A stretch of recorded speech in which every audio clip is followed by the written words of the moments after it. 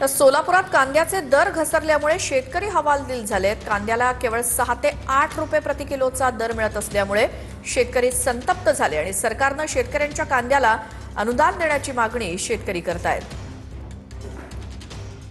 तरी कांद्याला 600 ते 800 पर्यंत भाव आहे। निदान बारदाण्याचा सुद्धा दाम निघत नाही। मजुरी तर राहू द्या, असं ही सरकार आहे। लागवडीला 50-60 हजार खर्च झाला। हा, एकरी उत्पन्न किती मिळेल? उत्पन्न कायच नाही की आता। एकरी खर्च बघायला गेलं तर लागवड करण्यापासून ते काढेपर्यंत एक 70 ते 80 हजार रुपये पूर्ण खर्च आहे मार्केटला माल पोचपर्यंत। आणि त्याची बघायला गेलं तर आता पट्टी साधारण 40 ते 35 हजार रुपये पट्टी येते।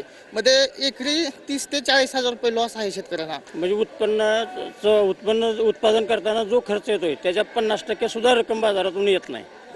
त्याच्यासाठी आता पाऊस पाणी होऊन सुद्धा म्हणजे अति पावसामुळे तर पिकाचं नुकसान झालेलं आहे।